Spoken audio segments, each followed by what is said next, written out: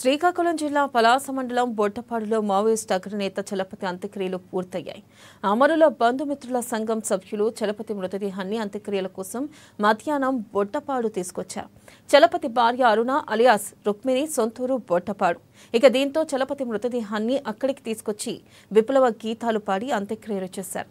ఛత్తీస్గఢ్, ఒరిస్సా సరిహద్దుల్లో జరిగిన ఎన్కౌంటర్లో చలపతి మరణించారు. ఇక మావోయిస్టు పార్టీ కేంద్ర కమిటీ సభ్యులు చలపతిపై ₹1 కోటి రివార్డు ఉంది.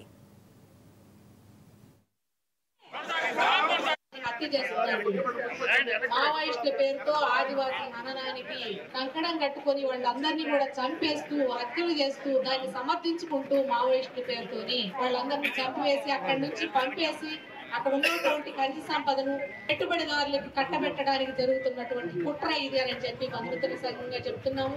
ఆదివాసీల్ని క్యాంపులకు తరలించి వాళ్ళని సహకరించిన వాళ్ళని ఇన్ఫార్మర్లు ఉపయోగించుకుంటూ సహకరించని వాళ్ళని ఈ ఎన్కౌంటర్ లో 10 మందిని చంపివేయాలి, లేదంటే 20 మందిని చంపివేయాలి.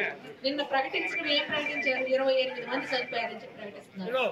ఎక్కడి నుండి 28 మందిని చంపేశారు? మావోయిస్టు పార్టీ అంతిమశ్వాస తీసుకుంటుంది అని చెప్పి చెప్తున్నారు. మావోయిస్టు పార్టీలో మనుషులే లేరని చెప్తున్నారు. మరి 28 మంది, 30 మంది, 40 మంది ఎట్లా వీళ్ళని ఎవరిని ఎట్లా ఎన్కౌంటర్ చేస్తున్నారు, ఎవరిని చేస్తున్నారు అనేది మనకి తేట తెల్లబోతున్నటువంటి విషయం ఇది. అంటే మావోయిస్టు పార్టీ సభ్యులు కాదు వీళ్ళు, ఆదివాసుల్ని చంపేస్తున్నారు. అది వాళ్ళే చెప్తున్నారు. కాబట్టి ఈ విధమైనటువంటి అసలు ఆదివాసీ ప్రాంతాల్లో వాళ్ళ ఇష్టం లేకుండా అక్కడ ఒక క్యాంపును గాని ఇంకా ఏదైనా సరే ఒక కట్టడాన్ని గాని దేన్ని కూడా అక్కడ నిర్మించడానికి అవకాశం లేదు.